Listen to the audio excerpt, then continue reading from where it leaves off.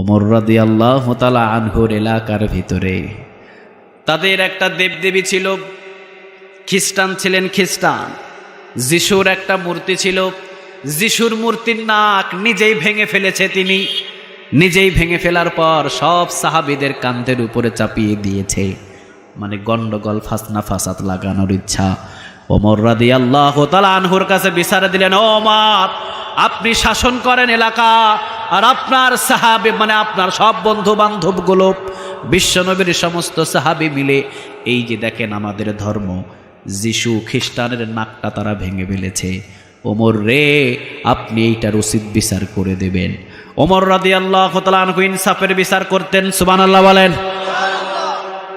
ওমর রাদিয়াল্লাহু তাআলা আনহু বললেন, ঠিক আছে ভাই, অবশ্যই আমি এর বিচারটা করে দেব। সব সাহাবীদেরকে ডাক দিলেন, বৈঠক বসলেন, দেখলেন না মুসলমানদের ভিতরে কেউ এই কাজটা করে নাই, সুবহানাল্লাহ বলেন। যার ভিতরে বিন্দু পরিমাণ ঈমান আছে সে কোনোদিন মূর্তির পায়ের নিচে কোরআনটা রাখতে পারে না, ঠিক না বে ঠিক? খ্রিস্টান নিজেই নিজের নবী মানে নিজেই, খ্রিস্টান নিজেই নিজের মূর্তি, খ্রিস্টান নিজেই নিজের যিশুর নাকটা ভেঙে মুসলমানদের উপরে চাপাইতে চাইলেন। ও মিয়া, ইসলাম এমন একটা শান্তির ধর্ম, সবাইরে বুকে নিতে চায়, জীবনে কোনো দিন লাথি দিতে জানে না, ঠিক না?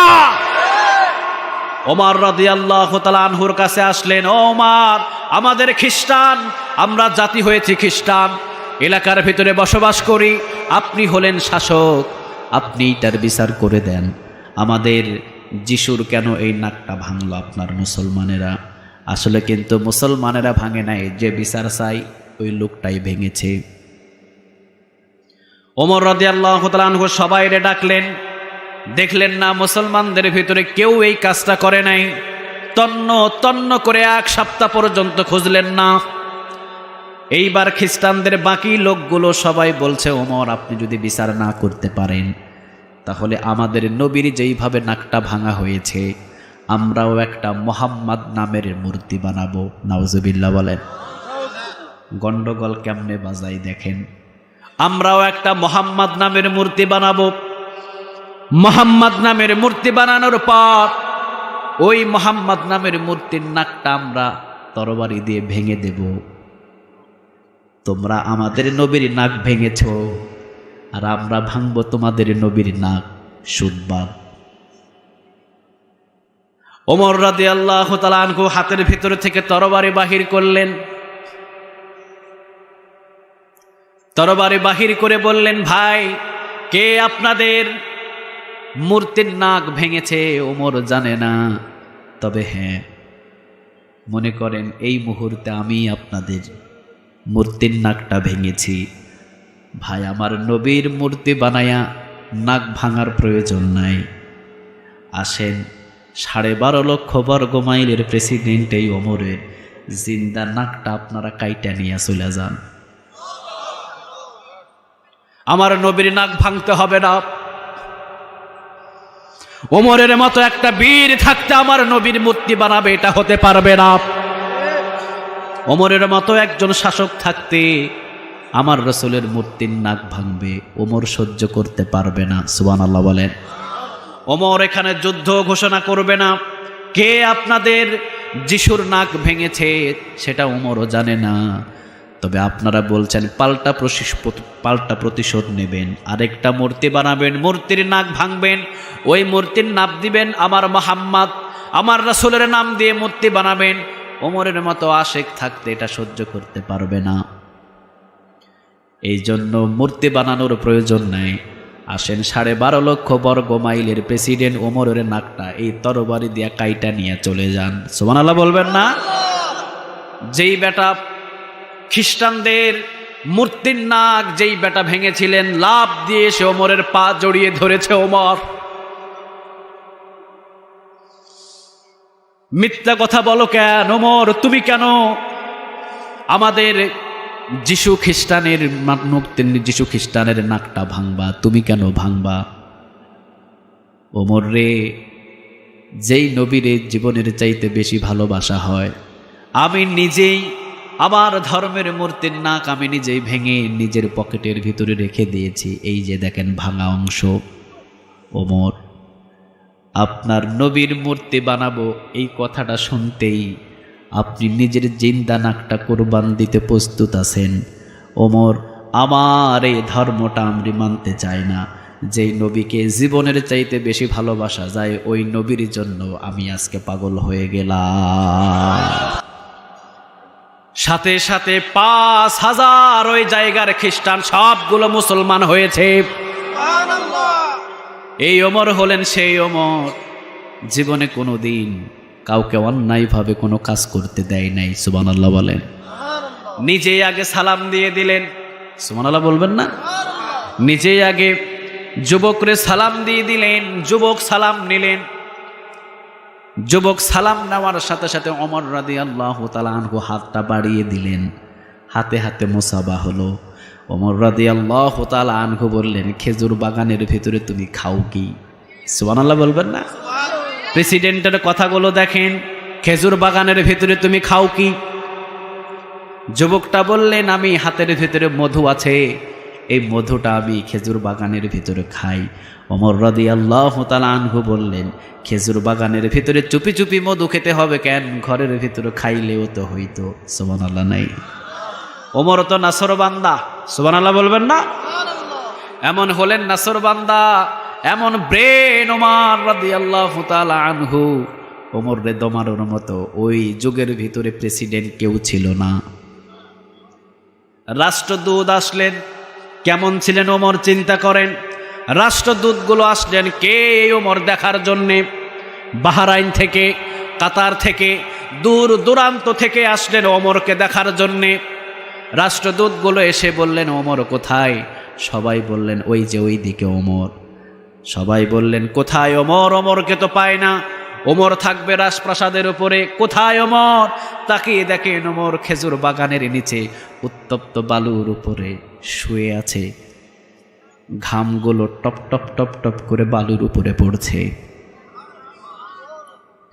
সবাই গিয়ে সালাম দিলেন। সবাই বললেন, আপনি ওমর? তিনি বললেন, হ্যাঁ আমি ওমর। সুবহানাল্লাহ নাই? আপনি ওমর, আপনার এই পরিস্থিতি কেন? নরম কোনো বিছানা নাই, নরম কোনো খাবার নাই, আপনি উত্তপ্ত বালুর উপরে শুয়ে আছেন কেন?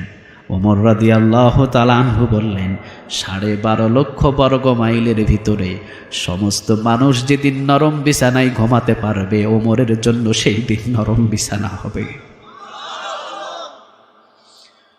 রাষ্ট্রদূত বলে নিয়ে গেলেন তাদেরকে মেহমানদারি করানোর জন্য।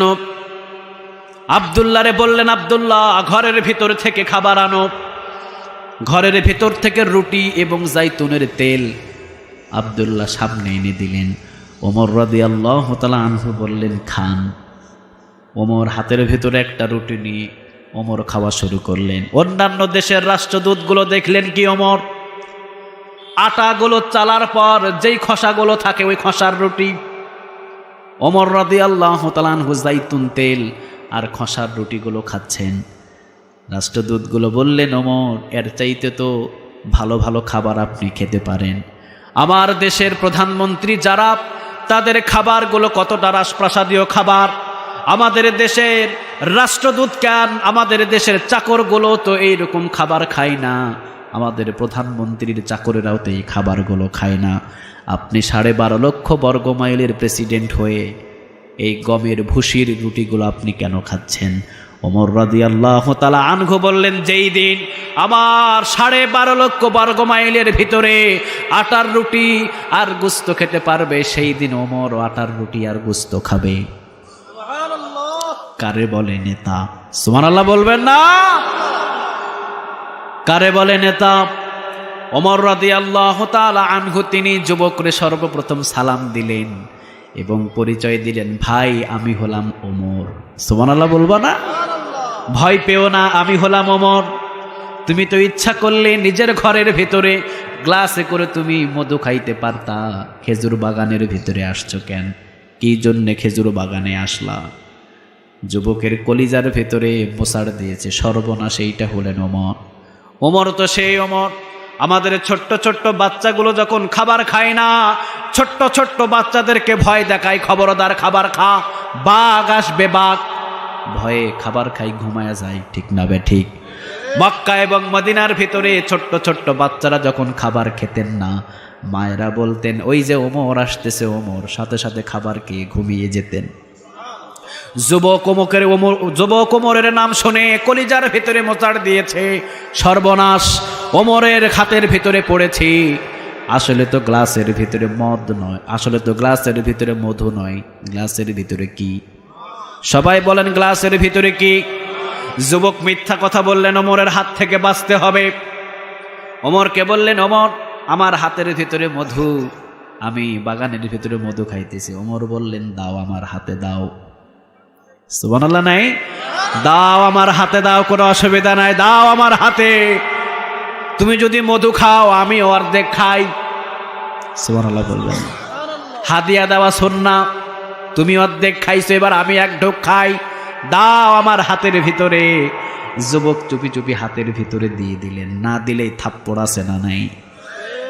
ওমর বললেন, যদি মদ হয় 80টা বেতের বাড়ি, জোরে বলেন কয়টা? আর 80টা বেতের বাড়ি খাইবা, ওই 80টা বেতের বাড়ি দেবে ওমর। সুবহানাল্লাহ বলে। ওমরের হাতের 80টা বেতের বাড়ি খাওয়ার মতো ওই শক্তি মদিনার ভিতরে কারো নাই। যুবকটা ভয়ে কলিজাটা শুকিয়ে গেলেন। যুবক বললেন, সর্বনাশ, যদি ওমর এখন মদ যদি প্রকাশ হয়ে যায়, 80টা বেতের বাড়ি, আর ওমর যে বিচার করবে গোপনে না, ওমরের বিচারগুলো হলো প্রকাশ্যে। ঠিক না বে ঠিক? কোরআনের বিচারগুলো গোপনে না প্রকাশ্যে? আর জোরে বলেন, গোপনে না প্রকাশ্যে? চুরি করলে হাত কাটতে হবে। বাংলাদেশের ভিতরে অনেকে চুরি করে, কই আজ পর্যন্ত কোনো হাত কাটা হয় নাই। ঠিক না বে ঠিক? চুরি কমছে না বাড়ছে? আর জোরে বলেন, চুরি কমছে না বাড়ছে? চুরি করতে করতে চুরি এখন কানাডা পর্যন্ত বেগমবাড়া তৈরি হয়েছে। ঠিক না বে ঠিক? হাতগুলো ধরে ধরে যদি প্রকাশ্যে কেটে দেওয়া হতো, আল্লাহর কসম করে বলি, একদিনের ভিতরে সমস্ত চোর আল্লাহর ওলি হয়ে যেত। ওমর রাদিয়াল্লাহু তাআলা আনহু বললেন, আসো। হাতের ভিতরে দেখলেন, গ্লাস নিলেন, ওমর রাদিয়াল্লাহু তাআলা আনহু আঙ্গুল দেবেন। এমন সময় যুবকটা তওবা করেছেন কার কাছে? আর জোরে বলেন, কার কাছে? চিন্তা করেন, যুবকের গুনাহ করতেও দেরি নাই, যুবকরে মাফ করতেও দেরি করে না কে? আত্তাইবুনা, মুমিনদের প্রথম নাম্বার কোয়ালিটি, যুবক গুনাহ করেছে কিন্তু যুবক তওবা করলেন। আল্লাহ, জীবনে অনেক দিন আমি মদ খেয়েছি, তবে আজকে তওবা করলাম, জীবনে কোনোদিন এই মুখের ভিতরে এক ফোঁটা মদ কেউ ঢুকাইতে পারবে না। আজ থেকে তওবা করলাম আল্লাহ, জীবনে কোনোদিন এই ওমর রাদিয়াল্লাহু তাআলা আনহুর সামনে রেখে, তবে ওমরকে জানালাম না, গোপনে গোপনে ফিস ফিস ফিস ফিস করে তওবা করলাম তোমার কাছে আল্লাহ, জীবনে কোনোদিন এক ফোঁটা মদ এই যুবকের মুখ দিয়ে ঢুকবে না। ও আল্লাহ, আমার তাওবা তুমি কবুল করো। তবে হ্যাঁ, তাওবা কবুল করলে হবে না, আমার তাওবাটা কবুল করো, আর ওমরের হাত থেকে আপনি আমারে বাঁচায়া দেন। ওমরের হাতের ভিতরে মদের গ্লাস, দয়া করে ওমরের হাতের ভিতরে ওই মদটারে আপনি মধু বানায়া দেন।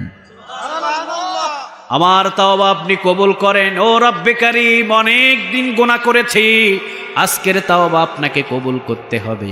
জীবনে কোনো দিন এই যুবকটার মদ খাবে না, তাওবাতুন নাসুহা করলেন। সুবহানাল্লাহ বলেন।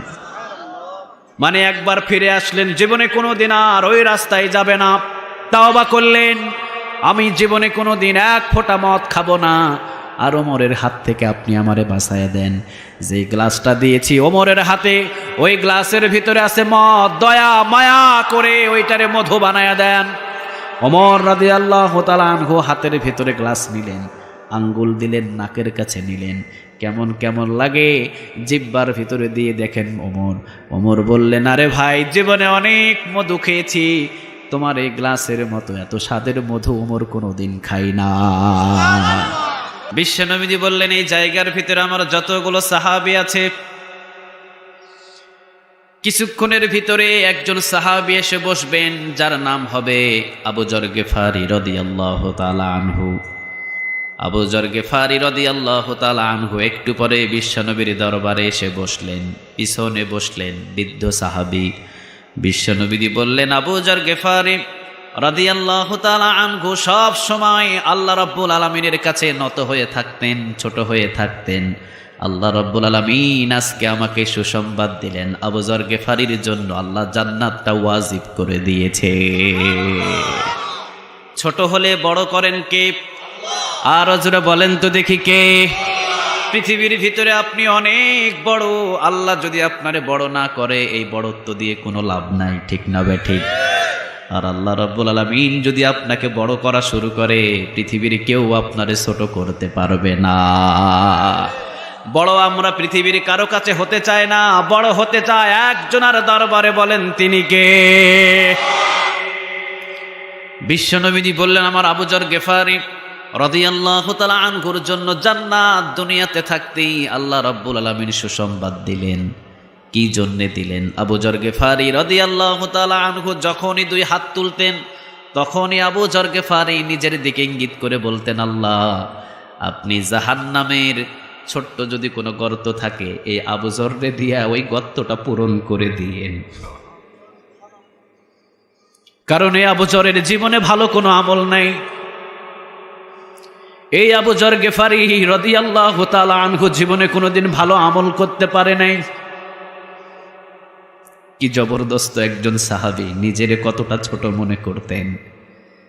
পৃথিবীর সব ওলি সব আউলিয়াদেরকে এক পাল্লাই যদি করেন আর আবু যর গিফারির যদি পায়ের ধুলা এক পাল্লাই দেন, আবু যর গিফারির পায়ের ধুলার ওজন বেশি হয়ে যাবে। অথচ সে আবু যর গিফারি রাদিয়াল্লাহু তাআলা আনহু যখন দুই হাত আল্লাহর কাছে তুলতেন বলতেন, আল্লাহ জাহান্নামের যদি কোনো গর্ত থাকে ওই গর্তটাই আবু যর দিয়া পূরণ করে দিয়েন। আমি জানি আবু যর গিফারি রাদিয়াল্লাহু তাআলা আনহুর আমল দিয়ে কখনো আপনার জান্নাতে যাওয়া সম্ভব নয়। সুবহানাল্লাহ বলেন।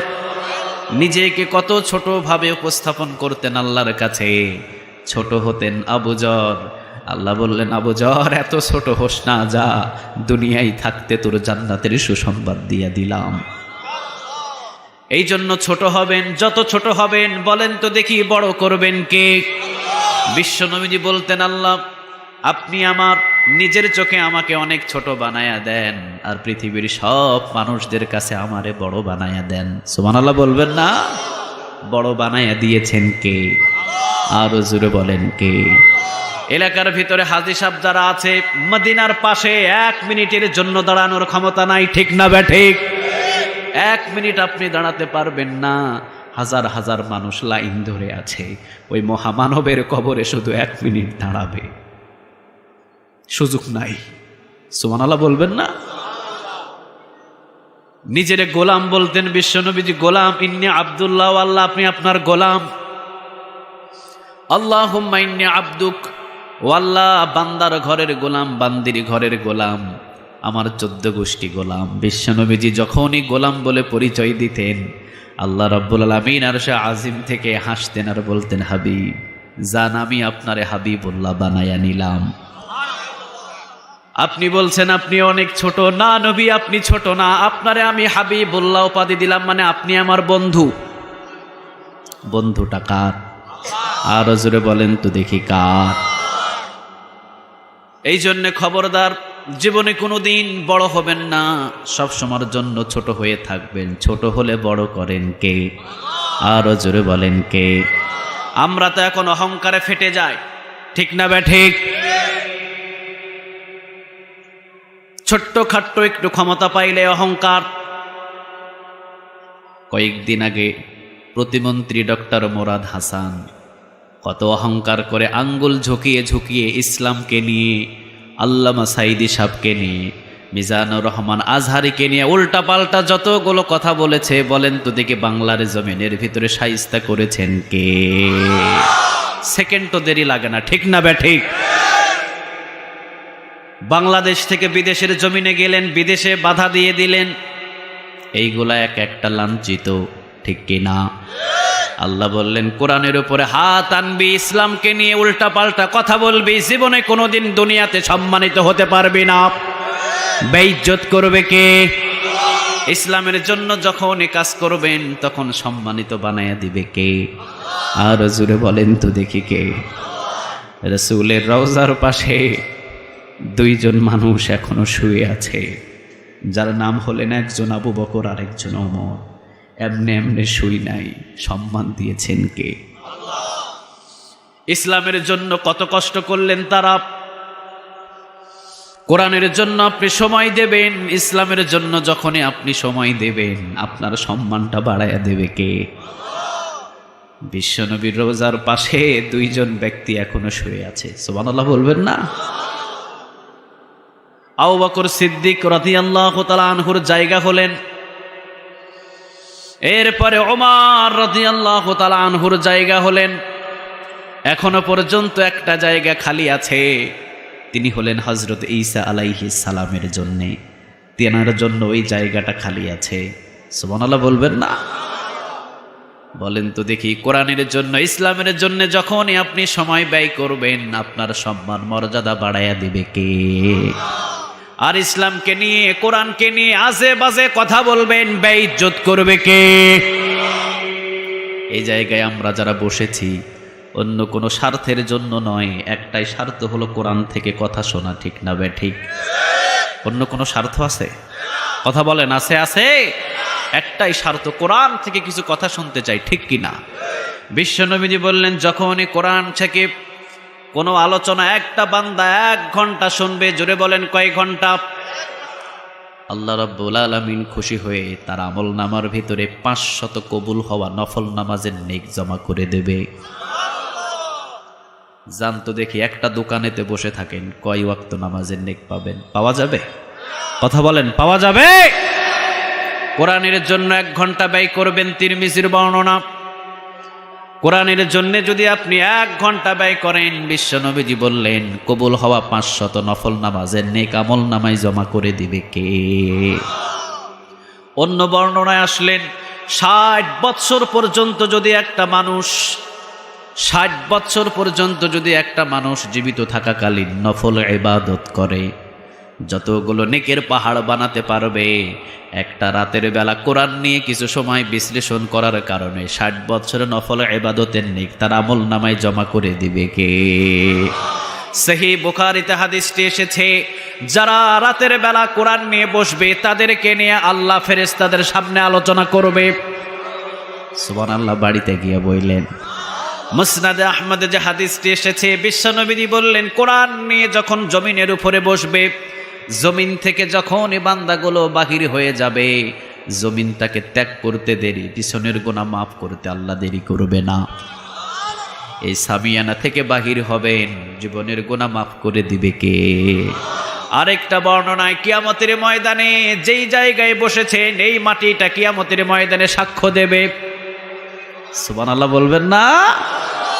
ইজাজুল জিলাতিল আরদু জিলজালাহা ওয়া আখরাজাতিল আরদু আসকালাহা ওয়া ক্বালাল ইনসানু মা লাহা।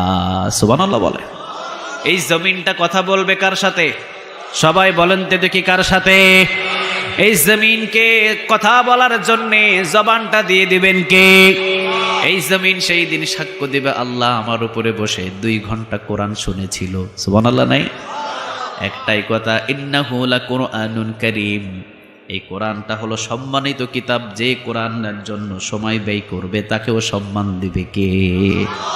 হযরত ওমর রাদিয়াল্লাহু তাআলা আনহু যখনই কোরআনের প্রেমে পাগল হলেন, সম্মান দিলেন কে?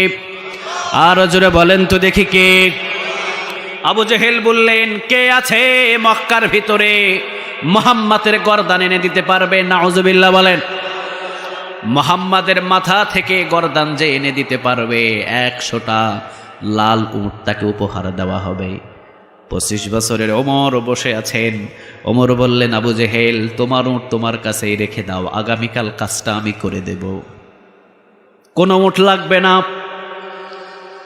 আব্দুল্লাহর ছেলে মোহাম্মদ, বাবাও নাই মাও নাই, কিন্তু ওমর জানেন না, যদিও বাবাও নাই, যদিও মাও নাই, মুহাম্মাদের সাথে 24 ঘন্টা আছেন কে? আর জোরে বলেন তো দেখি কে? ওমর বললেন, বাবাও নাই, মাও নাই, কেউ নাই। এই মুহাম্মাদের গর্দান কাটলে কোনো বংশ থেকে আমার দিকে আক্রমণ করার জন্য কেউ আসবে না। আগামীকালকে আমি করে দেব। সবাই তো খুশি হয়ে গেলেন, সবাই বললেন ঠিক আছে। ওমর যখন বলেছে, ওমরের হাত থেকে মুহাম্মাদ আর বাঁচতে পারবে না। আসলে বাঁচানোর মালিক কে? আর জোরে বলেন তো দেখি কে? ওমর রাদিয়াল্লাহু তাআলা আনহু সকাল হলো, তরবারি হাতের ভিতরে নিলেন। হাতের ভিতরে তরবারি নিয়ে, কাঁধের উপরে নিয়ে তরবারি দিকে ওদিকে ঘোরাঘুরি করছেন। আর আব্দুল্লাহর ছেলে মুহাম্মাদের বাড়ির দিকে রওনা দিয়েছে। প্রতিমধ্যে একজন সাহাবীর সাথে দেখা, তিনি বললেন, ওমর যাও কই? ওমর বললেন, আজকে ফয়সালা হবে আব্দুল্লাহর ছেলে মুহাম্মাদের সাথে। গদ্দানটা কাটার জন্য রওনা দিয়েছি, আজকে শেষ করে দিব তাকে দুনিয়া থেকে। তিনি নাকি মিথ্যা ধর্মটাকে প্রপাত্য করছে, মিথ্যা ধর্মটাকে প্রচার করা শুরু করেছে। সাহাবী চিন্তা করলেন, যদি এই ওমর এই তরবারি নিয়ে বিশ্বনবীর দরবারে পৌঁছে যায়, নিশ্চয় একটা অঘটন ঘটে যেতে পারে। দেখা যাক এই ওমরকে কোনোভাবে আটকানো যায় কিনা।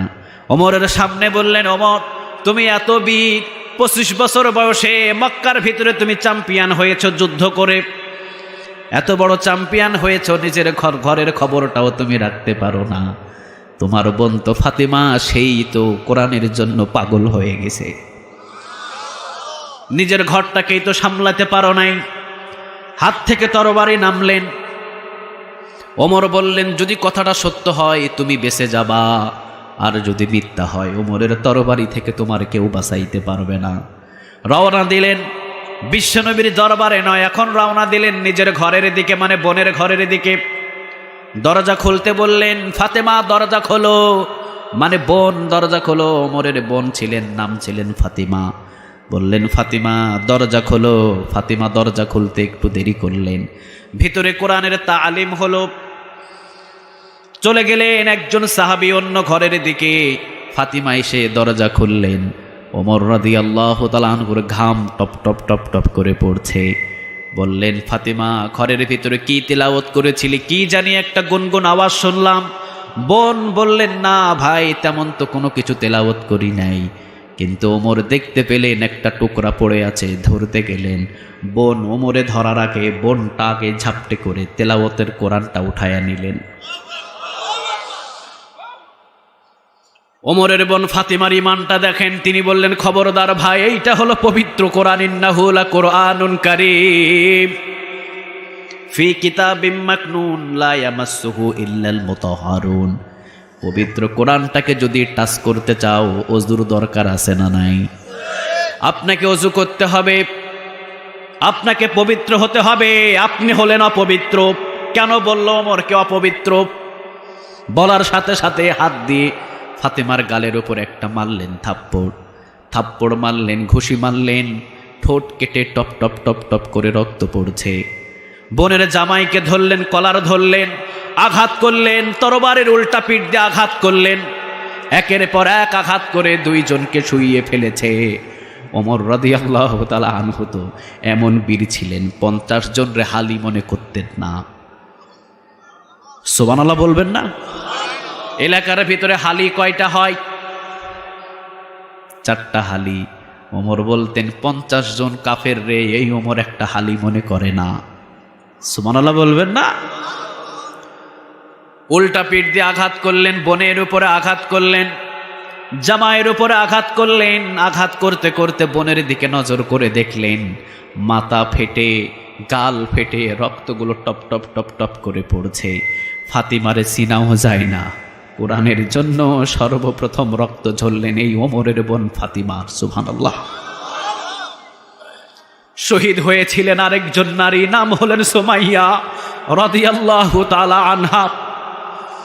কোরআনের জন্য প্রথম শহীদ ওমর, প্রথম রক্ত ঝরালেন ওমর নিজের বোনের। সুবহানাল্লাহ বলে। পুরা শরীরটা রক্ত লাল। ওমর রাদিয়াল্লাহু তাআলা আনহু বোনের দিকে তাকালেন। আহারে, জীবনে কোনোদিন যে বোনের একটা আঘাত করি নাই, বোনের নজরের দিকে তাকিয়ে ওমরের দিকে মায়া হলো। ওমর বললেন, বোন ঠিক আছে বল, এতক্ষণ পর্যন্ত কি পড়েছিলি? ফাতিমা বললেন, ভাইয়া এতক্ষণ পর্যন্ত যা পড়েছি পৃথিবীর কারো কিতাবটা নয়, কিতাবটার মালিক একজন, বলেন তিনি কে? এইটা হলো পবিত্র কোরআন। ইন্নাহু লাকুরআনুন কারীম ফি কিতাবিম মাকনুন লা ইয়ামাসসুহু ইল্লাল মুতাহহারুন। ভাইয়া এইটা হলো পবিত্র কোরআন, এইটাকে টাচ করতে হলে আপনাকে পবিত্র হতে হবে। ওমর বললেন, কিভাবে পবিত্র হব বল, কিভাবে পবিত্র হতে হবে বল? যেভাবে পবিত্র হতে হবে তাড়াতাড়ি আমাকে পবিত্র কর। ওই খণ্ডটা ওমরের হাতে তাড়াতাড়ি দে। ওই খণ্ডটা মনে হচ্ছে ওমরকে চুম্বকের মতো টানতেছে। তাড়াতাড়ি আমার হাতের ভিতরে দে। মনে হয় চুম্বকের মতো এই খণ্ডটা ওমরকে টানে। আসলে চুম্বকের মতোই তো ওমরকে টানছে, কারণ গত রাতের ভিতরে বিশ্বনবী 2 জন ওমরের জন্য দোয়া করেছেন। জোরে বলেন কয়জন? আর জোরে বলেন কয়জন? বিশ্বনবী বললেন, ইয়া রব, ইসলামের জন্য 2 জনের একজনকে আপনি কবুল করেন। একজন হলেন আবু জেহেল, আর আরেকজন হলেন খাত্তাবের ছেলে ওমর। এই 2 জনের একজনকে আপনি কবুল করে নেন। আল্লাহ বললেন, ও নবী, সকাল হতে দেরি হবে, উমরকে ইসলামের ছায়াতলে আনতে দেরি করব না। পাগল হয়ে গেলেন ওমর। কিরে ভাই, আপনি পাগল হন না কেন? কোরআনের আলোচনা হয়, আপনি দোকানে বসে থাকেন কেন? কোরআনের আলোচনা হয়, আপনি বন্ধু বান্ধবের আড্ডায় থাকেন কেন? ওমর তো পাগল হয়ে গেলেন। তাড়াতাড়ি খণ্ডটা আমার হাতে দে। ফাতিমা বললেন, ভাইয়া আগে গোসল করেন। গোসল করলেন। গোসল শেষ হলো, খণ্ডটা হাতে নিলেন, নাড়লেন, এদিক ওদিকে দেখলেন। এরপরে বললেন, চল তাড়াতাড়ি মুহাম্মাদের দরবারে চল। নিজের বোন ফাতিমা রক্ত মুসলেন আর বললেন, ভাইয়া আপনি মুহাম্মাদের দরবারে যাবেন কেন? খবরদার, আমাকে এই জায়গায় আঘাত করেছেন, মুহাম্মাদের দরবারে গিয়ে কোনো আঘাত করতে পারবেন না। যত আঘাতের প্রয়োজন এই ফাতিমাকে করেন, ফাতিমার জামাইকে করেন, মুহাম্মাদের হাতে একটা আঘাত আপনি করতে পারবেন না। কি ভালোবাসা, কত ভালোবাসা! ফাতিমা রাদিয়াল্লাহু তাআলা আনহা, ওমরের বোন, কতটুকু ভালোবাসা! বিশ্বনবীর, ইসলামের প্রথম যুগের ইতিহাস। সুবহানাল্লাহ বলেন।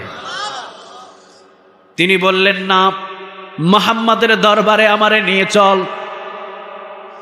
কোরআনটা হাতে নিয়েছি, কোরআনের জন্য তো একটু মায়া মহব্বত বাড়ছে।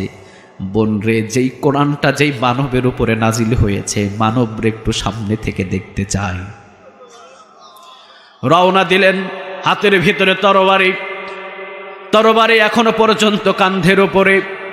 রওনা দিলেন। ফাতেমা রক্তাক্ত শরীর, ফাতেমার বোন, ফাতেমার জামাই, তিনিও রক্তাক্ত শরীর। 2 জনকে নিয়ে রওনা দিলেন। টেনে টেনে 2 জনকে নিয়ে গেলেন। সাহাবীরা মনে করলেন, সর্বনাশ, 2 বোন, বোনকে মেরেছে, বোনের জামাইকে মেরেছে, না জানি এই জায়গায় বিশ্বনবীর দরবারে এসে কি অঘটন ওমর ঘটিয়ে দেয়। আমির হামজাও তরবার বাহির করলেন আর বললেন, ওমর যদি তরবারি এই জায়গায় এসে খোলে, আমির হামজার তরবারি ওমরকে ছাড়বে না। ওই ওমর যদি আমার ভাতিজার দিকে তরবারি খোলে, আমির হামজা ওমরের তরবারিকে বাধা দেওয়ার জন্য প্রয়োজনে আমির হামজার জীবন দিয়ে দেবে। আর যদি ওমরের তরবারি ভালো ব্যবহার দেখায়, এই মুহূর্তে আমির হামজা দরবার ছেড়ে দেবে। সুবহানাল্লাহ বলবেন না? বিশ্বনবীজি বললেন, না চাচা, তরবারি খাপের ভেতরে ঢোকায় ফেলেন। গত রাতেই তো আমি দোয়া করেছি। আপনি জানেন না, গত রাতেই তো আমি দোয়া করেছি। আপনি তরবারি খাপের ভিতরে ঢুকায়া দেন, চিন্তা করতে হবে না। তরবারি আপনি খাপের ভিতরে ঢুকিয়ে দেন, কোনো টেনশন করতে হবে না। ওমররে আসতে দেন, দরজা খুলে দাও। 2 জন সাহাবী দরজা খুলে দিলেন। ওমর রাদিয়াল্লাহু তাআলা আনহু দৌড় দিয়ে এসে তরবারিটা বিশ্বনবীর পায়ে রেখে বিশ্বনবীজিরে জড়িয়ে ধরলেন। যেই তরবারিটা পড়ার কথা ছিল বিশ্বনবীর গদ্দানে, তরবারিটা পায়ের নিচে ফেললেন। এই তরবারি গদ্দান থেকে পায়ের নিচে নামালেন কে? আরো জোরে বলতে হবে কে? এই কোরআনটা সাধারণ কোনো কিতাব নয়, জাহান্নামের রাস্তা থেকে টেনে আপনাকে জান্নাতে নিয়ে যেতে পারে। সুবহানাল্লাহ বলবেন না? কোথায় আছেন আপনি বসে? কোন দরবারে আপনি আছেন? কোন দোকানে আপনি চা খাইতে বসছেন? এখানে আসি বসেন, তাই না হিসড়া আপনার এই কোরআন জান্নাতে নিয়ে যাবে। কোরআন সাধারণ কোনো কিতাব নয়, পৃথিবীর শ্রেষ্ঠ কিতাব হলো এই 30 পারা কোরআন, ঠিক কিনা? ওমর রাদিয়াল্লাহু তাআলা আনহু জড়িয়ে ধরলেন বিশ্বনবীজিরে, তরবারি পায়ের নিচে ফেললেন। বিশ্বনবীজিরে দীর্ঘ সময় পর্যন্ত জড়িয়ে ধরলেন। ওমর কিন্তু কাঁদতে পারতেন না। ওমর ছিলেন একটু শক্ত মনের মানুষ।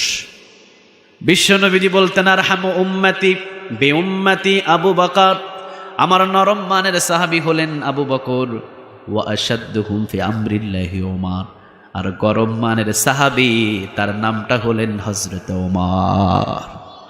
তিনি কাঁদতে পারতেন কম,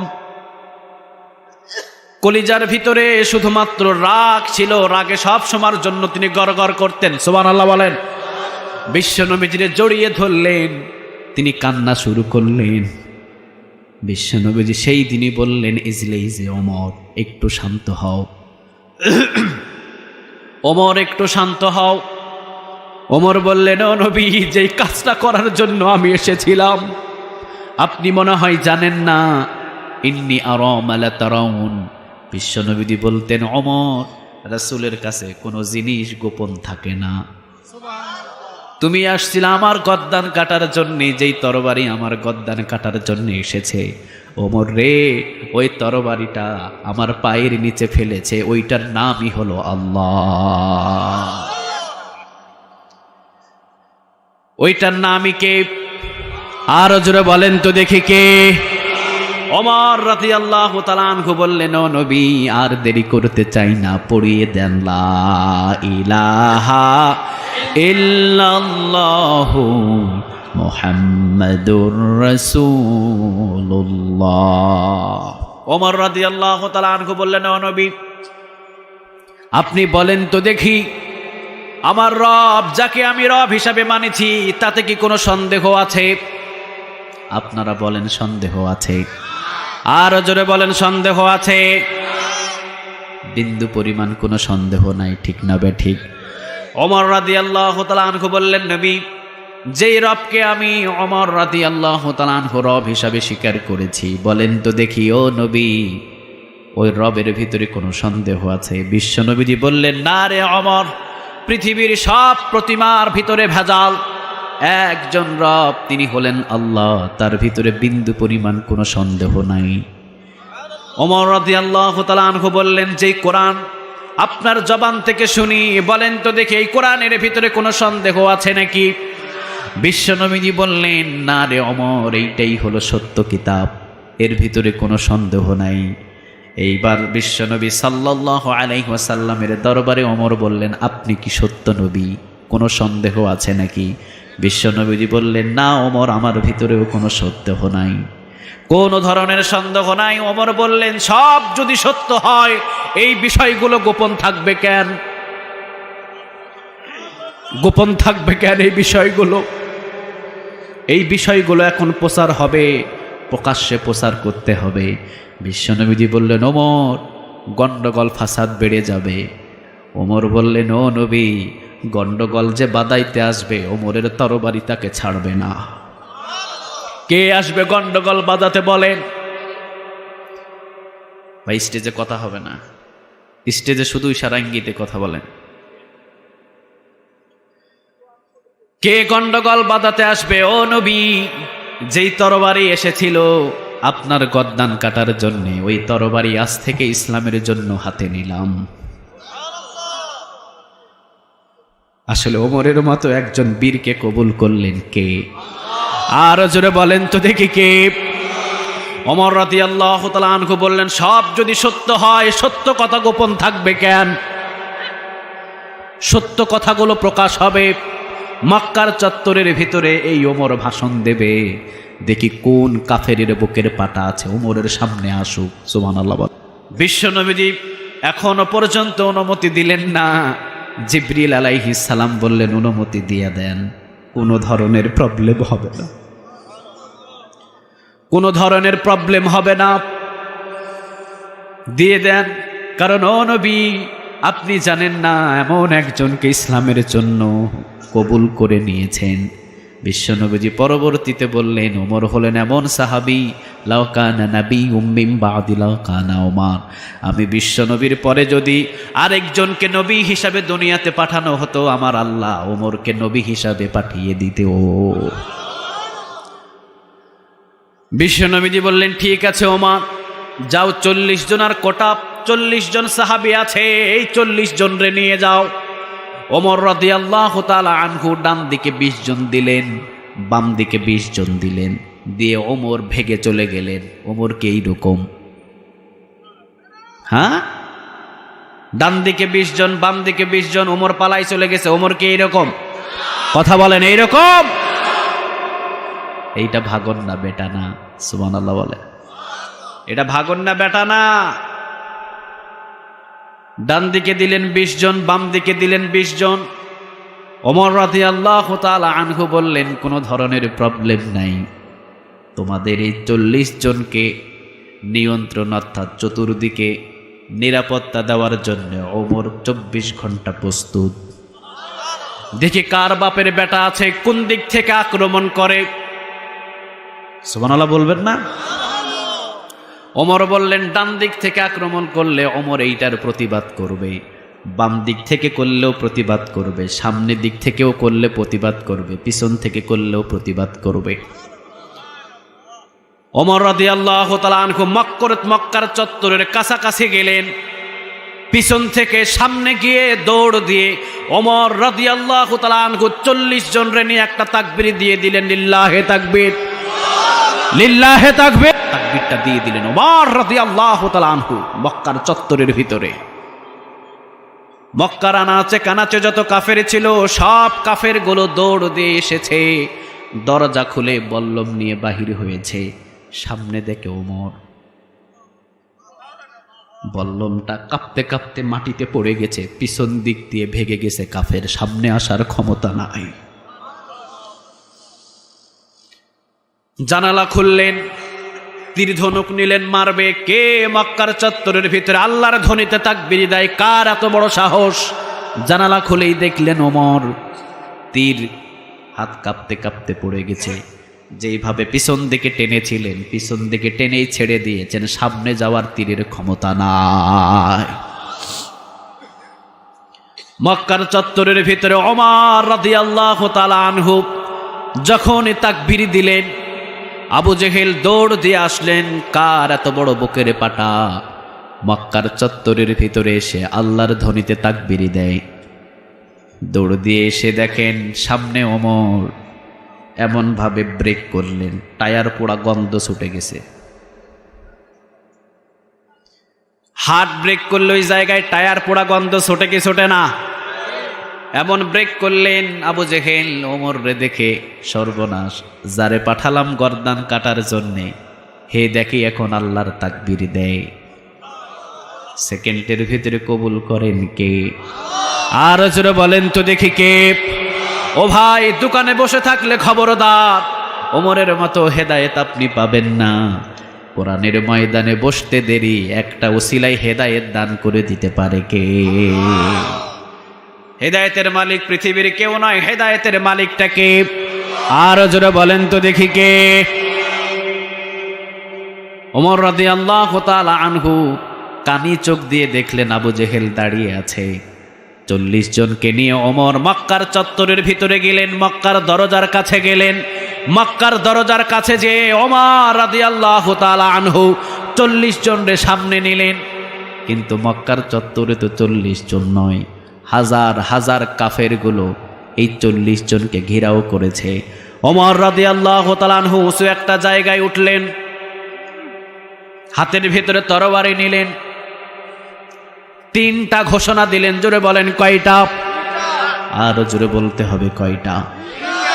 এক ওমর সারা মক্কা কাঁপিয়ে দিয়েছে, সুবহানাল্লাহ বলেন। হাজার হাজার মুসলমান আজকে পৃথিবীতে ইসলামরা নিয়ে উল্টা পাল্টা কথা বলে। এখনো কম্বলের ভিতরে ল্যাপের ভিতরে ঘুমিয়ে আসো, তোমার ঘুম আজ পর্যন্ত ভাঙে নাই, জবাব দিতে হবে আল্লাহর দরবারে। কি ঘুমানা ঘুমাইছো তুমি? এই না না পরে, কি ঘুমানা ঘুমাইছো তুমি? তোমার ঘুম ভাঙে না কেন? ইসলামটারে জবাই করে দিচ্ছে, এরপরও তোমার ঘুম ভাঙে না, ঠিক কিনা?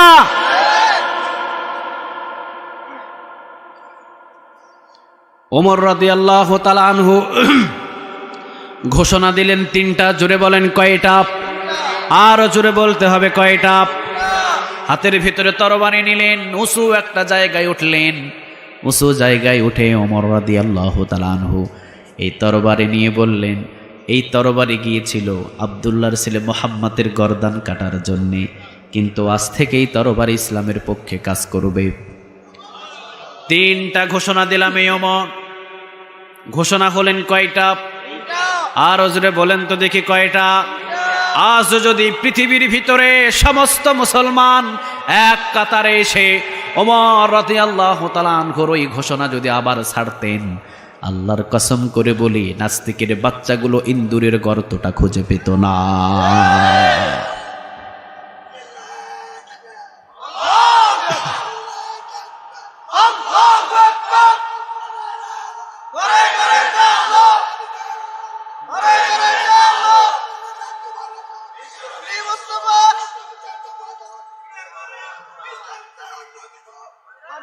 আল্লাহ তুমি কবুল করো, আরো জোরে বলেন আমিন। তিনটা ঘোষণা দিলেন ওমর। প্রথম নাম্বার ঘোষণা হলো, যেই মালিকের জন্য ওমর রাদিয়াল্লাহু তাআলা আনহু ইসলামের পথে হাঁটা শুরু করেছে, ওই আল্লাহর বিপক্ষে যদি মক্কার চত্বরে কেন, মক্কার যে কোনো স্থানে থেকে আমার আল্লাহর শান নিয়ে যদি বিন্দু পরিমাণ কেউ কথা বলে, মক্কার যে কোনো গর্তে লুকায় থাক না কেন, ওমরের তরবারি তাকে ছাড়বে না। কি হুঙ্কার দিয়েছেন, সুবহানাল্লাহ বলবেন না? দ্বিতীয় নাম্বার হুঙ্কার ছাড়লেন ওমর। হুঙ্কারটা হলো, আমার এই যে নবী, আমার এই যে রাসূল আব্দুল্লাহর ছেলে মুহাম্মদকে নবী হিসাবে স্বীকার করেছি, এই মুহাম্মাদেরকে নিয়ে যদি মক্কার চত্বরের ভিতরে, মক্কার আশেপাশে কোনো ত্রুটি একটা কথাও বলে, ওমরের তরবারি তাকে ছাড়বে না। কোরআনের বিপক্ষে যদি কেউ মক্কার চত্বরের ভিতরে একটা সাউন্ড করে, ওমরের তরবারি তাকে ছাড়বে না। তিনটা ঘোষণা দেওয়ার পর ওমর রাদিয়াল্লাহু তাআলা আনহু এইবার বললেন, যদি মা, যদি বিবি এবং ছেলে মেয়েদেরকে যদি এতিম বানাতে চাও, ওমরের তরবারির নিচে এসো। আসতে হলে সবার কাছ থেকে বিদায় নিয়ে আসবা, কারণ আসতে পারবা, ওমরের তরবারির নিচ থেকে যাইতে পারবা না। মায়ের কাছ থেকে বিদায় নিয়ে আসবা, বাবার কাছ থেকে বিদায় নিয়ে আসবা, ছেলে মেয়ের কাছ থেকে বিদায় নিয়ে আসবা, বিবির কাছ থেকে বিদায় নিয়ে আসবা, সবার কাছ থেকে বিদায় নিয়ে ওমরের সাথে লড়াই করতে আসবা, কারণ আসতে পারবা, যাওয়ার মতো সুযোগ এই ওমর দেবে না। সুবহানাল্লাহ বাড়িতে গিয়ে বলে।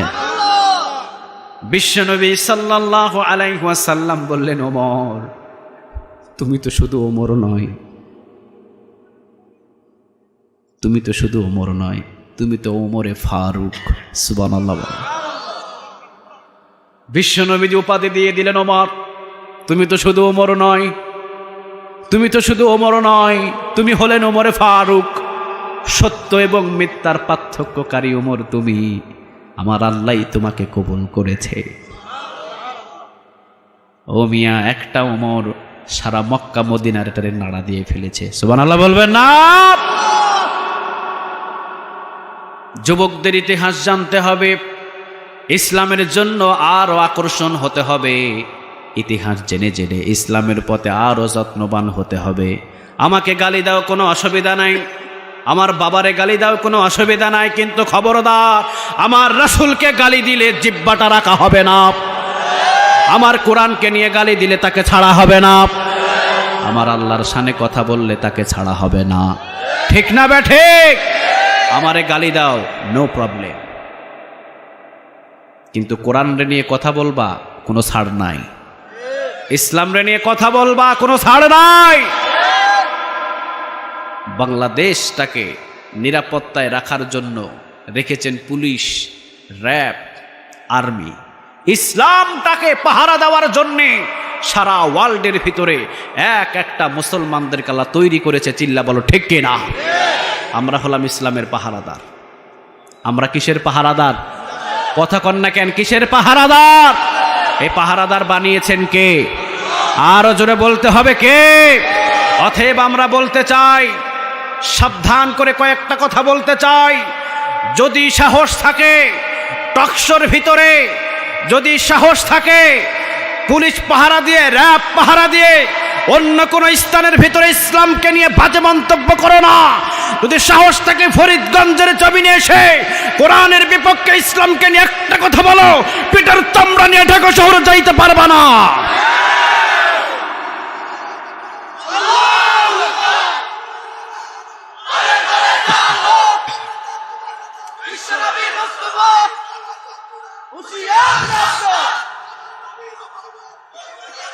আল্লাহ তুমি কবুল করো।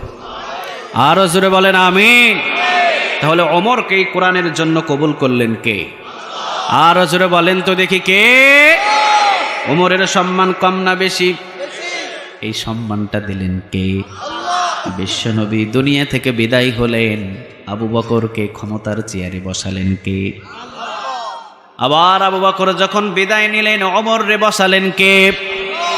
বিশ্বনবীজি চালানেন 23 বছরের ভিতরে 10 বছর শুধু বিশ্বনবীজি মার খেয়েছেন, 13 বছর বিশ্বনবীজি শাসন চালিয়েছেন। ওমরও প্রায় 10 বছরের মতো শাসন চালিয়েছে। সুবহানাল্লাহ বলে। আল্লাহ বললেন, ওমর আয় তোকে ক্ষমতার চেয়ারে বসিয়ে দি। তুই যখন কোরআনের জন্য এত কাজ করেছিস, আয় কোরআনটা দিয়ে এবার দেশটা চালা। সুবহানাল্লাহ বলবেন না? ওমর রাদিয়াল্লাহু তাআলা আনহু কোরআনটা দিয়ে দেশ চালানো শুরু করলেন। সম্মান এমনে এমনে হয় নাই। সুবহানাল্লাহ বলেন। এমনে এমনে সম্মান হয় নাই। বিশ্বনবী দুনিয়া থেকে বিদায় হলেন, আবু বকর বিশ্বনবীর পাশে ঘুমালেন। আবার ওমর রাদিয়াল্লাহু তাআলা আনহু বিদায় হলেন, বিশ্বনবীর পাশে ওমরকে শোয়ানো হলো। সুবহানাল্লাহ। হাজার হাজার মানুষ ওই জায়গায় যায়, 1 সেকেন্ড একটু দাঁড়ানোর সুযোগটা পায় না। আপনি যত বড় জ্ঞানী হন, যত বড় আলেম হন, দূরে যান, এখানে দাঁড়াইতে পারবেন না। সুবহানাল্লাহ বলেন। আপনি দাঁড়াইলে আরো 1 লক্ষ মানুষ পিছনে জমা হয়ে যাবে। ঠিক কিনা? এত ভালোবাসা কেন? এত সম্মান কেন? কোরআনের জন্য রক্ত দিবেন, কোরআনের জন্য যত সময় ব্যয় করবেন আপনার সম্মান দিন দিন বাড়বে। কোরআনের উপর আঙ্গুল দিয়ে কথা বলবেন, আল্লাহ জমিনের ভিতরে দাফন করবে। ঠিক কিনা? কোরআনের সাথে বেয়াদবি করেছিলেন আবু জেহেল, ঘরটা বাড়িটা ইন্টারন্যাশনাল টয়লেট বানাইয়া দিছে কে? আরো জোরে বলেন কে? আর ওমর কোরআনের পাগলে পড়লেন, ওমরকে সম্মান দিলেন কে? আরো জোরে বলেন তো দেখি কে? বিশ্বনবীজি মেরাজের রাতে গেলেন, জান্নাতের ভিতরে জান্নাতের ঝর্ণা দিয়ে বিশ্বনবীজি একটু হাত দিয়ে নাড়ানাড়ি করেন। জান্নাতের ঝর্ণা দিয়ে দেখলেন ওই পাশে একটা অট্টালিকা, অনেক সুন্দর একটা প্রাসাদ। বিশ্বনবী জিবরিল আলাইহিস সালাম রে বললেন, ভাই জিবরিল, ওই প্রাসাদটা কার? ওই প্রাসাদটা কার? আমি বিশ্বনবীর অনেক পছন্দ হয়েছে।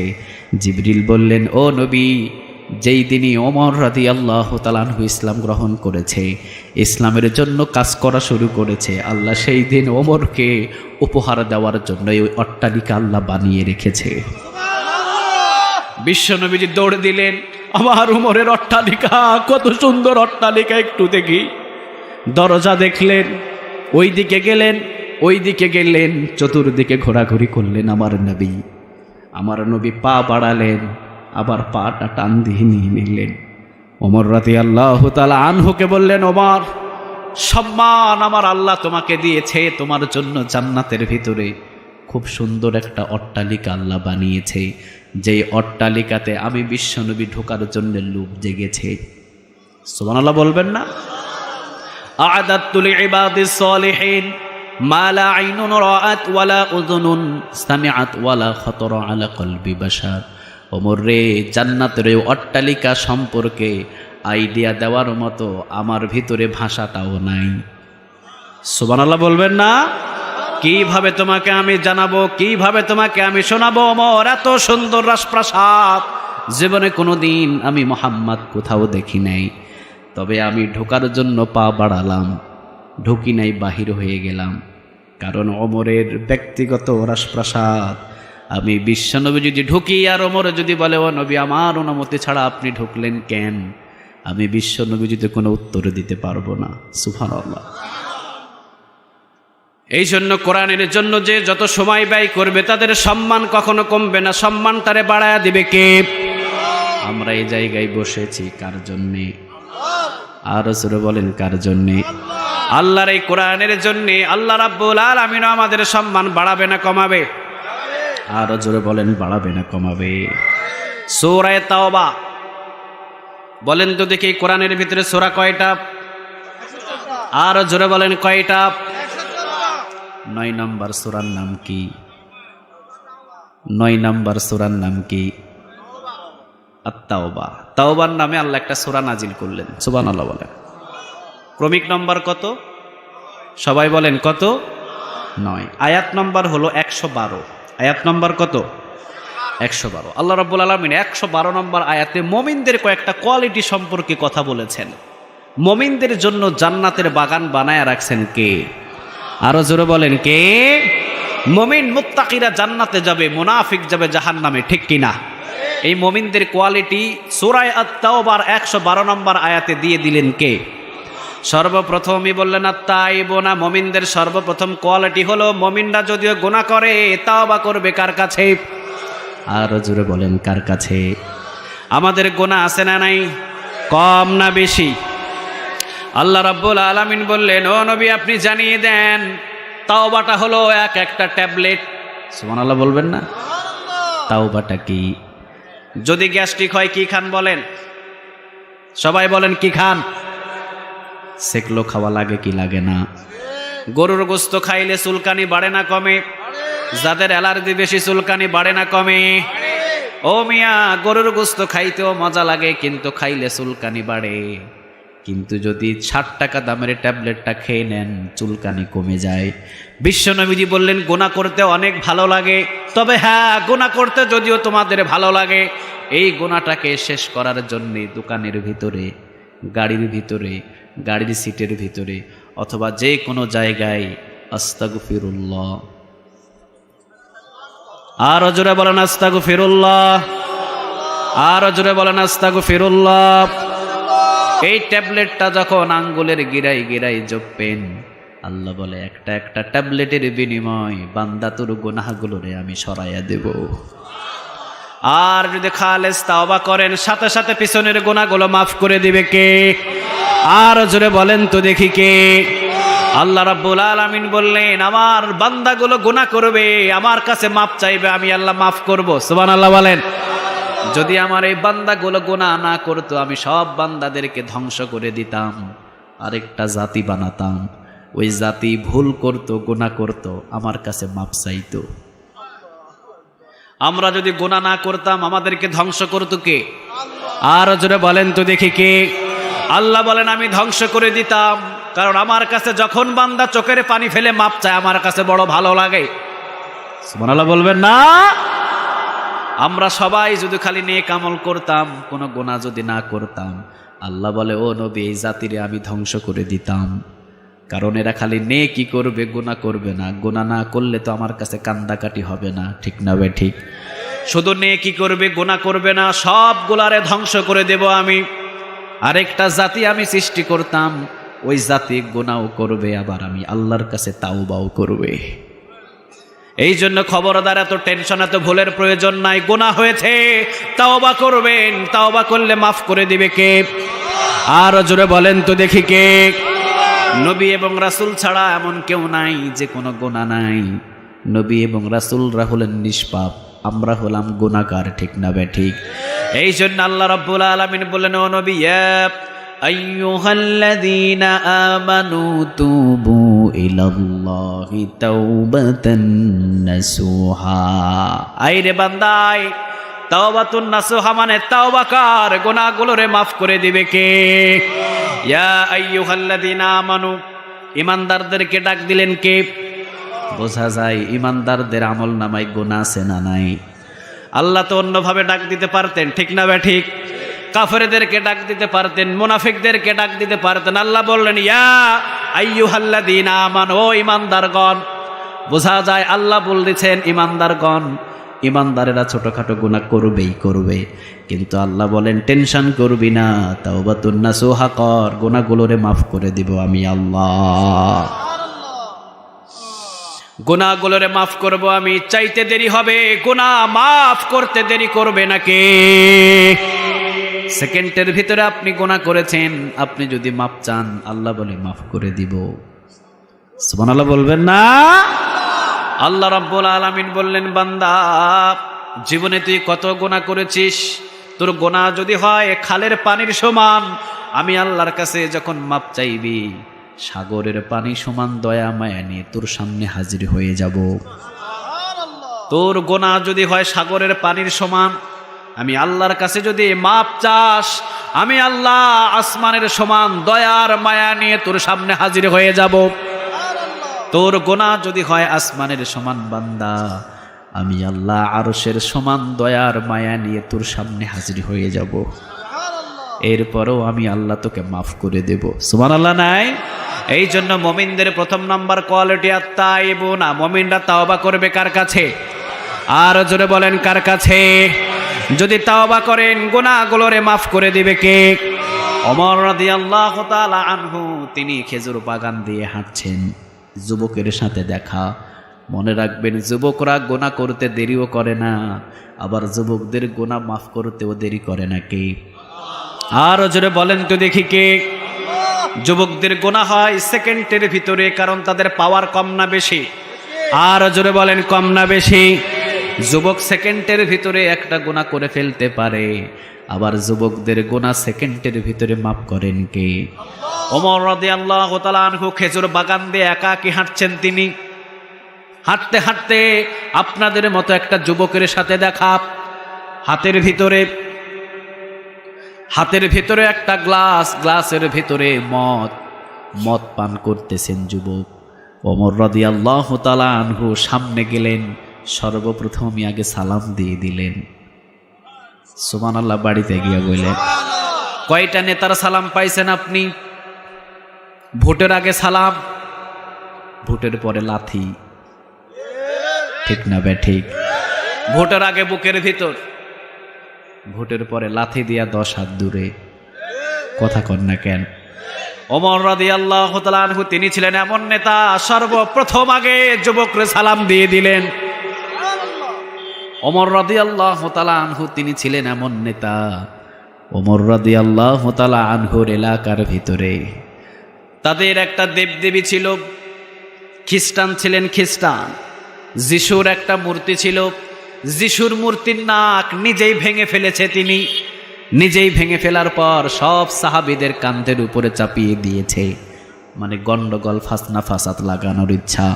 ওমর রাদিয়াল্লাহু তাআলা আনহুর কাছে বিচার দিলেন, ওমর আপনি শাসন করেন এলাকা, আর আপনার সাহাবী মানে আপনার সব বন্ধু বান্ধবগুলো, বিশ্বনবীর সমস্ত সাহাবী মিলে এই যে দেখেন আমাদের ধর্ম, যিশু খ্রিস্টানের নাকটা তারা ভেঙে ফেলেছে। ওমর রে, আপনি এইটার উচিত বিচার করে দেবেন। ওমর রাদিয়াল্লাহু তাআলা আনহু ইনসাফের বিচার করতেন। সুবহানাল্লাহ বলেন। ওমর রাদিয়াল্লাহু তাআলা আনহু বললেন ঠিক আছে ভাই, অবশ্যই আমি এর বিচারটা করে দেব। সব সাহাবীদেরকে ডাক দিলেন, বৈঠক বসলেন, দেখলেন না মুসলমানদের ভিতরে কেউ এই কাজটা করে নাই। সুবহানাল্লাহ বলেন। যার ভিতরে বিন্দু পরিমাণ ঈমান আছে সে কোনোদিন মূর্তির পায়ের নিচে কোরআনটা রাখতে পারে না, ঠিক না বে ঠিক? খ্রিস্টান নিজেই নিজের নবী মানে নিজেই, খ্রিস্টান নিজেই নিজের মূর্তি, খ্রিস্টান নিজেই নিজের যিশুর নাকটা ভেঙে মুসলমানদের উপরে চাপাইতে চাইলেন। ও মিয়া, ইসলাম এমন একটা শান্তির ধর্ম, সবাইরে বুকে নিতে চায়, জীবনে কোনো দিন লাথি দিতে জানে না। ঠিকেরা ওমর রাদিয়াল্লাহু তাআলা আনহুর কাছে আসলেন, ও ওমর, আমাদের খ্রিস্টান, আমরা জাতি হয়েছি খ্রিস্টান, এলাকার ভিতরে বসবাস করি, আপনি হলেন শাসক, আপনি তার বিচার করে দেন। আমাদের যিশুর কেন এই নাকটা ভাঙলো আপনার মুসলমানেরা? আসলে কিন্তু মুসলমানেরা ভাঙে নাই, যে বিচার চাই ওই লোকটাই ভেঙেছে। ওমর রাদিয়াল্লাহু তাআলা আনহু সবাইরে ডাকলেন, দেখলেন না মুসলমানদের ভিতরে কেউ এই কাজটা করে নাই। তন্ন তন্ন করে 1 সপ্তাহ পর্যন্ত খুঁজলেন না। এইবার খ্রিস্টানদের বাকি লোকগুলো সবাই বলছে, ওমর, আপনি যদি বিচার না করতে পারেন তাহলে আমাদের নবীর যেইভাবে নাকটা ভাঙা হয়েছে আমরাও একটা মোহাম্মদ নামের মূর্তি বানাবো। নাউজুবিল্লাহ বলেন। গন্ডগোল কেমনে বাজাই দেখেন। আমরাও একটা মোহাম্মদ নামের মূর্তি বানাবো। মোহাম্মদ নামের মূর্তি বানানোর পর ওই মোহাম্মদ নামের মূর্তির নাকটা আমরা তরবারি দিয়ে ভেঙে দেব। তোমরা আমাদের নবীর নাক ভেঙেছ, আর আমরা ভাঙবো তোমাদের নবীর নাক। শুনবার ওমর রাদিয়াল্লাহু তাআলা আনহু হাতের ভিতর থেকে তরবারি বাহির করলেন। তরবারি বাহির করে বললেন, ভাই, কে আপনাদের মূর্তির নাক ভেঙেছে? ওমর জানে না, তবে হ্যাঁ, মনে করেন এই মুহূর্তে আমি আপনাদের মূর্তির নাকটা ভেঙেছি। ভাই, আমার নবীর মূর্তি বানায়া নাক ভাঙার প্রয়োজন নাই। আসেন, 12.5 লক্ষ বর্গ মাইলের প্রেসিডেন্ট এই ওমরের জিন্দা নাকটা আপনারা কাইটা নিয়ে চলে যান। আমার নবীর নাক ভাঙতে হবে না। ওমরের মতো একটা বীর থাকতে আমার নবীর মূর্তি বানাবে এটা হতে পারবে না। ওমরের মতো একজন শাসক থাকতে আমার রাসূলের মূর্তির নাক ভাঙবে, ওমর সহ্য করতে পারবে না। সুবহানাল্লাহ বলেন। ওমর এখানে যুদ্ধ ঘোষণা করবে না। কে আপনাদের যিশুর নাক ভেঙেছে সেটা ওমরও জানে না। তবে আপনারা বলছেন পাল্টা প্রতিশোধ নেবেন, আরেকটা মূর্তি বানাবেন, মূর্তির নাক ভাঙবেন, ওই মূর্তির নাম দিবেন আমার মুহাম্মদ, আমার রাসূলের নাম দিয়ে মূর্তি বানাবেন। ওমরের মতো আশেক থাকতে এটা সহ্য করতে পারবে না। এই জন্য মূর্তি বানানোর প্রয়োজন নাই। আসেন, 12.5 লক্ষ বর্গ মাইলের প্রেসিডেন্ট ওমরের নাকটা এই তরবারি দিয়া কাইটা নিয়ে চলে যান। সুবহানাল্লাহ বলবেন না? যেই বেটা খ্রিস্টানদের মূর্তির নাক যেই বেটা ভেঙেছিলেন, লাফ দিয়ে সে ওমরের পা জড়িয়ে ধরেছে। ওমর,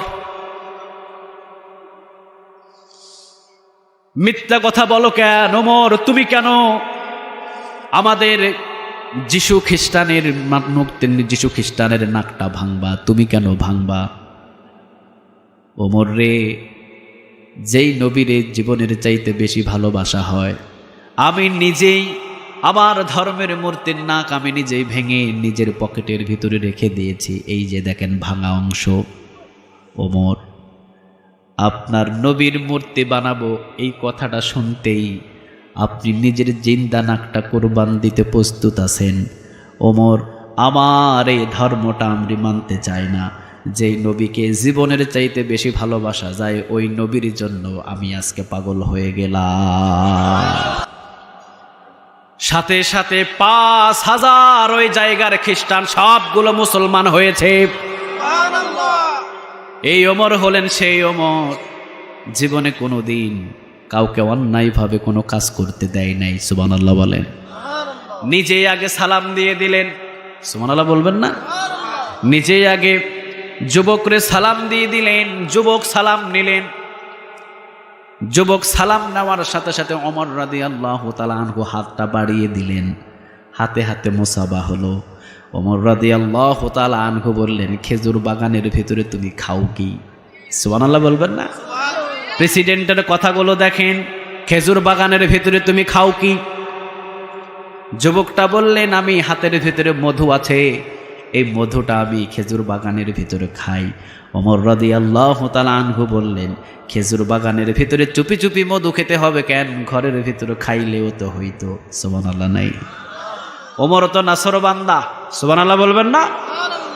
এমন হলেন নাসরবান্দা, এমন ব্রেন ওমর রাদিয়াল্লাহু তাআলা আনহু। ওমর রে দমানোর মতো ওই যুগের ভিতরে প্রেসিডেন্ট কেউ ছিল না। রাষ্ট্রদূত আসলেন, কেমন ছিলেন ওমর চিন্তা করেন। রাষ্ট্রদূতগুলো আসলেন কে? ওমর দেখার জন্যে।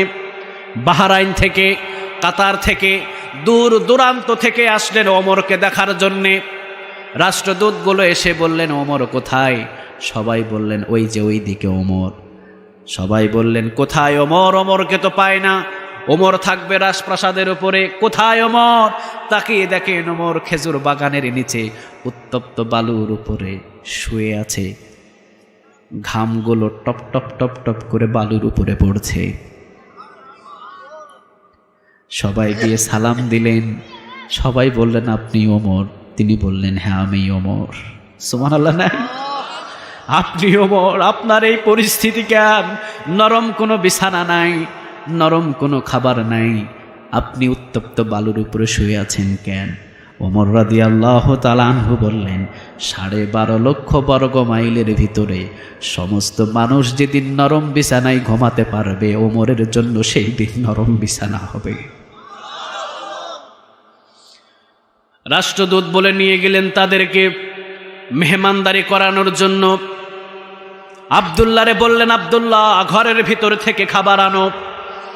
ঘরের ভিতর থেকে রুটি এবং জাইতুনের তেল আব্দুল্লাহ সামনে এনে দিলেন। ওমর রাদিয়াল্লাহু তাআলা আনহু বললেন খান। ওমর হাতের ভিতরে একটা রুটি নিয়ে ওমর খাওয়া শুরু করলেন। অন্যান্য দেশের রাষ্ট্রদূতগুলো দেখলেন কি ওমর আটাগুলো চালার পর যেই খসাগুলো থাকে ওই খসার রুটি, ওমর রাদিয়াল্লাহু তাআলা আনহু জাইতুন তেল আর খসার রুটিগুলো খাচ্ছেন। রাষ্ট্রদূতগুলো বললেন ওমর এর চাইতে তো ভালো ভালো খাবার আপনি খেতে পারেন। আমার দেশের প্রধানমন্ত্রী যারা, তাদের খাবারগুলো কতটা রাজপ্রাসাদীয় খাবার। আমাদের দেশের রাষ্ট্রদূত কেন, আমাদের দেশের চাকরগুলো তো এইরকম খাবার খায় না, আমাদের প্রধানমন্ত্রীর চাকরেরাও তো এই খাবারগুলো খায় না। আপনি 12.5 লক্ষ বর্গ মাইলের প্রেসিডেন্ট হয়ে এই গমের ভুসির রুটিগুলো আপনি কেন খাচ্ছেন? ওমর রাদিয়াল্লাহু তাআলা আনহু বললেন যেই দিন আমার 12.5 লক্ষ বর্গ মাইলের ভিতরে আটার রুটি আর গোস্ত খেতে পারবে, সেই দিন ওমর আটার রুটি আর গোস্ত খাবে। সুবহানাল্লাহ। কারে বলে নেতা? সুবহানাল্লাহ বলবেন না? কারে বলে নেতা? ওমর রাদিয়াল্লাহু তাআলা আনহু তিনি যুবকরে সর্বপ্রথম সালাম দিলেন এবং পরিচয় দিলেন ভাই আমি হলাম ওমর। সুবহানাল্লাহ বলবো না? ভয় পেও না, আমি হলাম ওমর। তুমি তো ইচ্ছা করলে নিজের ঘরের ভিতরে গ্লাসে করে তুমি মধু খাইতে পারতা, খেজুর বাগানের ভিতরে আসছো কেন? কি জন্যে খেজুর বাগানে আসলা?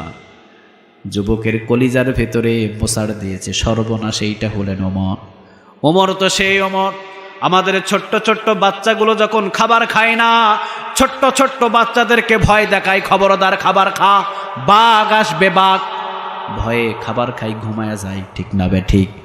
মক্কা এবং মদিনার ভিতরে ছোট্ট ছোট্ট বাচ্চারা যখন খাবার খেতেন না, মায়েরা বলতেন ওই যে ওমর আসতেছে ওমর, সাথে সাথে খাবার খেয়ে ঘুমিয়ে যেতেন।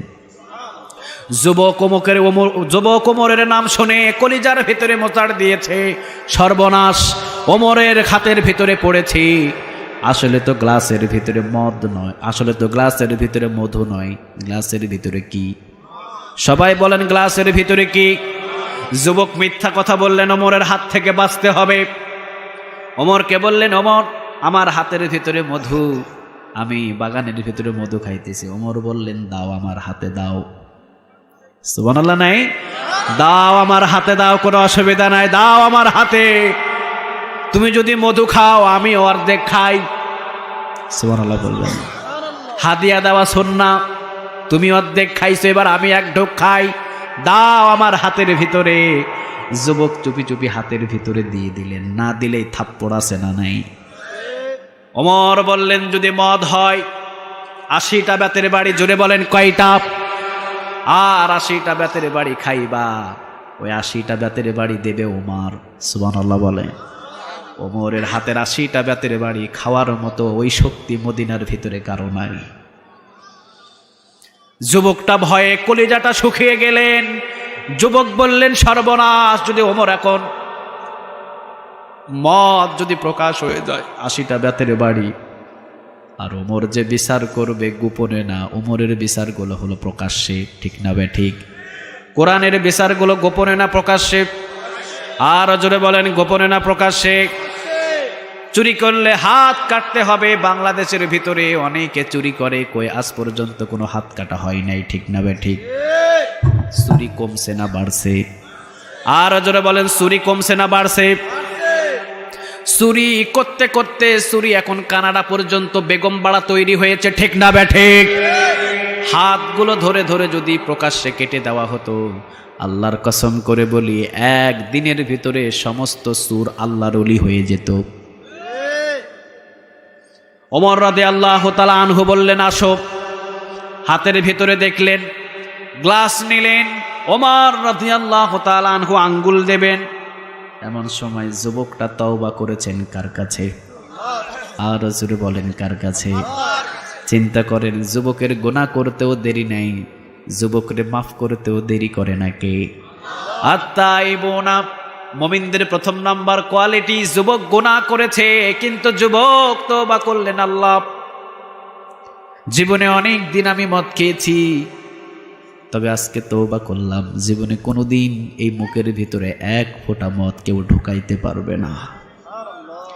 আজ থেকে তওবা করলাম আল্লাহ, জীবনে কোনোদিন এই ওমর রাদিয়াল্লাহু তাআলা আনহুর সামনে রেখে, তবে ওমরকে জানালাম না, গোপনে গোপনে ফিস ফিস ফিস ফিস করে তাওবা করলাম তোমার কাছে আল্লাহ, জীবনে কোনোদিন এক ফোঁটা মদ এই যুবকের মুখ দিয়ে ঢুকবে না। ও আল্লাহ, আমার তাওবা তুমি কবুল করো। তবে হ্যাঁ, তাওবা কবুল করলে হবে না, আমার তাওবাটা কবুল করো, আর ওমরের হাত থেকে আপনি আমারে বাঁচায়া দেন। ওমরের হাতের ভিতরে মদের গ্লাস, দয়া করে ওমরের হাতের ভিতরে ওই মদটারে আপনি মধু বানায়া দেন। আমার তাওবা আপনি কবুল করেন। ও রব্বে কারীম, অনেক দিন গুনাহ করেছি, আজকের তাওবা আপনাকে কবুল করতে হবে। জীবনে কোনো দিন এই যুবকটার মদ খাবে না। তাওবাতুন নাসুহা করলেন, সুবহানাল্লাহ বলেন। মানে একবার ফিরে আসলেন, জীবনে কোনো দিন আর ওই রাস্তায় যাবে না। তাওবা করলেন, আমি জীবনে কোনো দিন এক ফোঁটা মদ খাবো না, আর ওমরের হাত থেকে আপনি আমারে বাঁচায়া দেন। যে গ্লাসটা দিয়েছি ওমরের হাতে, ওই গ্লাসের ভিতরে আছে মদ, দয়া মায়া করে ওইটারে মধু বানায়া দেন। ওমর রাদিয়াল্লাহু তাআলা আনহু হাতের ভিতরে গ্লাস নিলেন, আঙ্গুল দিলেন, নাকের কাছে নিলেন, কেমন কেমন লাগে জিহ্বার ভিতরে দিয়ে দেখেন ওমর। ওমর বললেন, আরে ভাই, জীবনে অনেক মধু খেয়েছি, তোমার এই গ্লাসের মতো এত স্বাদের মধু ওমর কোনোদিন খাই না। মুমিনদের প্রথম নাম্বার কোয়ালিটি আত্তাইবুনা, মুমিনরা যখন তাওবা করবে কবুল করবেন কে? মাফ করে দিবেন কে?